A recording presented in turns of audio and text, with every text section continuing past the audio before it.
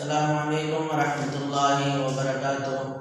آج 20 مئی 2021 بروز جمعرات کلاس روم میں ہمارا اسلامیات کا سبق ہے اور آج کے سبق کا عنوان ہے نماز، اور اس کی ہم آج پڑھائی کریں گے اس سبق کی، اور اس کے اندر جو بھی مشکل الفاظ ہوں گے ان کو دیکھیں گے اور ان کا مطلب بھی جانیں گے۔ تو آئیے سب سے پہلے چلتے ہیں سبق کی طرف اور اس سبق کو پڑھتے ہیں، اور اس کے بعد پھر کسی سبق کی مشق کو بھی حل کریں گے۔ بسم اللہ الرحمن الرحیم۔ چیپٹر نمبر 7 نماز، اوقات نماز کا سبق ہے، اور اس کے اندر اوقات نماز کا وقت، آداب نماز کو پڑھتے ہوئے کن باتوں کا خیال رکھیں گے، کیا کیا ادب کرنا ہوگا نماز کا، قبلہ کا تعارف اور اہمیت، یہ ساری چیزیں اس سبق کے اندر آئیں گی۔ 5 وقت کی نماز ادا کرنا ہر مسلمان مرد اور عورت پر فرض ہے۔ حضرت محمد رسول اللہ خاتم النبیین صلی اللہ علیہ وآلہ وسلم نے ایک حدیث میں والدین کو تاکید فرمائی کہ جب بچہ 7 سال کا ہو جائے تو اسے نماز سکھائی جائے اور نماز کی ترغیب دلائی جائے۔ جب بچہ 10 سال کا ہو جائے تو اسے سختی سے نماز پڑھائی جائے۔ نماز سے پہلے وضو کرنے کا حکم ہے۔ نبی کریم صلی اللہ علیہ وآلہ وسلم نے وضو کی فضیلت بیان کرتے ہوئے فرمایا کہ میری امت قیامت کے دن اس حالت میں بلائی جائے گی کہ ان کے ہاتھ، پاؤں اور چہرے وضو میں دھلنے کی وجہ سے روشن اور چمکدار ہوں گے۔ یہ حدیث آپ علیہ السلام کی بیان کی گئی بخاری شریف میں سے، کہ جو بندہ نماز پڑھتا ہے اور نماز کے لیے وضو کرتا ہے، قیامت والے دن اس کے وہ اعضاء جو وضو میں وہ دھوتا ہے، منہ ہو گیا، ہاتھ ہو گئے، پاؤں ہو گئے، تو یہ ساری چیزیں قیامت والے دن چمک رہی ہوں گی۔ اب اس کا آتا ہے نماز کی اہمیت، کہ نماز ہماری زندگی میں کتنی ضروری ہے، اور اس کو کس وجہ سے بندہ چھوڑ سکتا ہے اور کن وجہ سے نہیں چھوڑ سکتا، مطلب جتنی اہمیت اس کو حاصل ہے اس کے بارے میں ہم پڑھیں گے۔ نمبر 1، ایک دفعہ صحابی رسول حضرت عبداللہ بن مسعود رضی اللہ تعالی عنہ نے نبی کریم صلی اللہ علیہ وآلہ وسلم سے پوچھا، یا رسول اللہ صلی اللہ علیہ وآلہ وسلم، اللہ تعالیٰ کے نزدیک سب سے زیادہ محبوب عمل کون سا ہے؟ نبی کریم صلی اللہ علیہ وآلہ وسلم نے فرمایا، نماز کو اس کے وقت پر ادا کرنا۔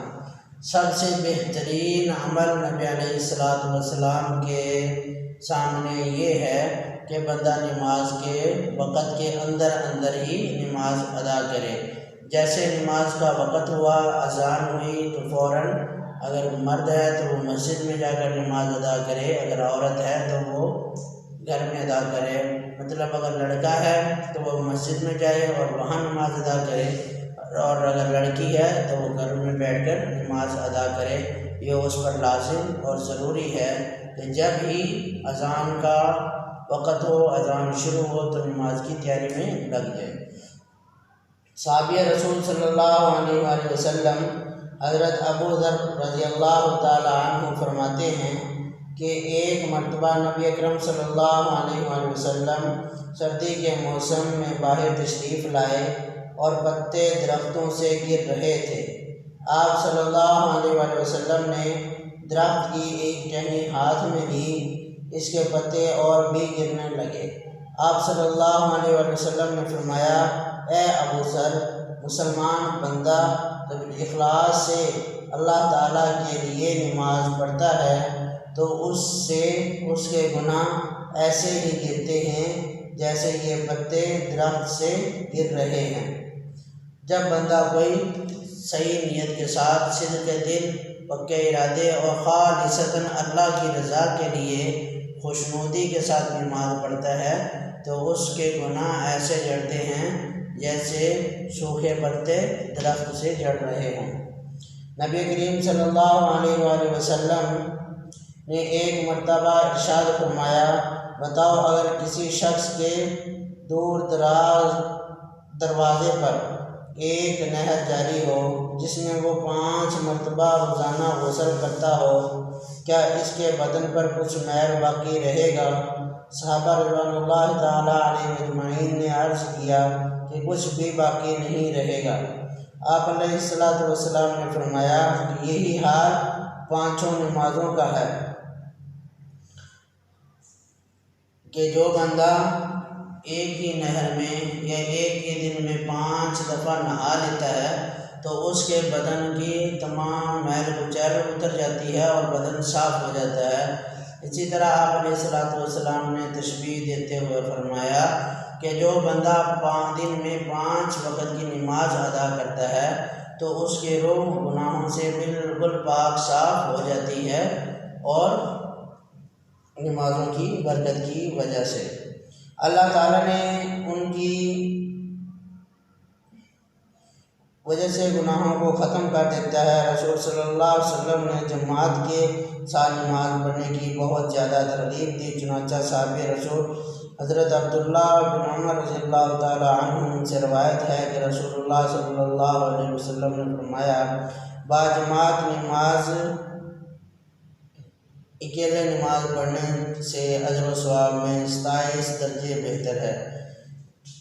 یہاں پہ نماز کی اہمیت اور نماز کے ساتھ ساتھ نماز کی اہمیت 2-3 واقعات کے ساتھ بیان فرمائی، اور اس کے ساتھ یہ بیان فرمایا کہ ایک بندہ اگر دن میں 1 مرتبہ اکیلا نماز پڑھتا ہے تو وہ اس کے علاوہ دوسرا بندہ مسجد میں جا کر نماز پڑھتا ہے تو جو مسجد میں جماعت کے ساتھ نماز پڑھنے والا ہے اس کی نماز اکیلے نماز پڑھنے والے کے مقابلے میں 27 گنا زیادہ ثواب کی حامل ہوتی ہے۔ اب یہاں پہ ہے نماز کے اوقات کہ کون سی نماز کس وقت میں پڑھی جاتی ہے۔ نماز میں ہمیں وقت کی پابندی سکھاتی ہے۔ قرآن مجید میں اللہ تعالیٰ کا ارشاد ہے، بے شک ایمان والوں پر نماز وقت کی پابندی کے ساتھ فرض کی گئی ہے۔ 5 نمازوں کے نام اور اوقات درج ذیل ہیں۔ نمبر 1، فجر۔ نماز فجر کا وقت صبح صادق سے شروع ہوتا ہے اور سورج کے نکلنے تک رہتا ہے۔ فجر صبح صادق کا وقت اس وقت ہوتا ہے جب رات ختم ہو جائے اور دن شروع ہو جائے۔ دن شروع ہونے لگے، رات ختم ہو جائے تو جو آسمان پر سفیدی سی ہوتی ہے اس وقت سے شروع ہوتا ہے، اور جب سورج نکلتا ہے تو تب تک رہتا ہے۔ ظہر دوسری نماز ہے ظہر۔ ظہر کا وقت سورج ڈھلنے سے شروع ہوتا ہے اور جب ہر چیز کا سایہ دگنا ہو جائے اس وقت تک رہتا ہے۔ تقریباً 12 بجے کے قریب شروع ہو جاتا ہے، 12 سوا 12 کے قریب، اور گرمیوں میں یہ 3:45 تک اس کا وقت رہتا ہے، سردیوں میں جلدی 3:45 تک ختم ہو جاتا ہے۔ اور اسی طرح آگے ہے عصر۔ جب ظہر کی نماز کا وقت ختم ہو جائے تو عصر کی نماز کا وقت شروع ہو جاتا ہے اور سورج کے غروب ہونے تک رہتا ہے، شام تک رہتا ہے۔ مغرب سورج غروب ہونے کے فوراً بعد ادا کی جاتی ہے اور اس کا وقت آسمان پر پھیلی ہوئی سفیدی کے ختم ہونے تک رہتا ہے۔ جیسے ہی سورج غروب ہوا مغرب کا وقت شروع ہو جاتا ہے، اور جیسے آسمان پہ سفیدی ہلکی ہلکی کناروں پہ ہوتی ہے وہ ختم ہو جائے تو سورج اس کا وقت بھی ختم ہو جاتا ہے۔ عشاء جب مغرب کی نماز کا وقت ختم ہو جائے تو عشاء کا وقت شروع ہو جاتا ہے اور صبح صادق سے پہلے تک رہتا ہے۔ آگے ہیں نماز کے آداب۔ یہاں ہم نے نماز کی پہلے اہمیت پڑھی، اس کے بعد نماز کے اوقات پڑھے، اب ہے نماز کے آداب۔ نماز ہمیشہ جماعت کے ساتھ پڑھنی چاہیے، خواتین گھر میں نماز پڑھیں۔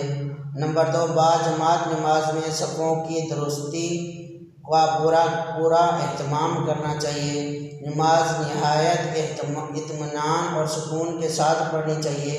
جب نماز میں کھڑے ہوں تو نظر سجدے والی جگہ پر ہونی چاہیے۔ یہ تو نماز کی اہمیت، نماز کے آداب اور نماز کا وقت اب نماز پڑھتے ہوئے ہم منہ کرتے ہیں قبلہ کی طرف۔ اب اس قبلہ کے تعریف اور اس کی اہمیت اور فضیلت بیان کر رہے ہیں۔ قبلہ کا تعارف اور اہمیت، وہ سمت جس کی طرف مسلمان اپنا منہ کر کے نماز ادا کرتے ہیں اسے قبلہ کہتے ہیں۔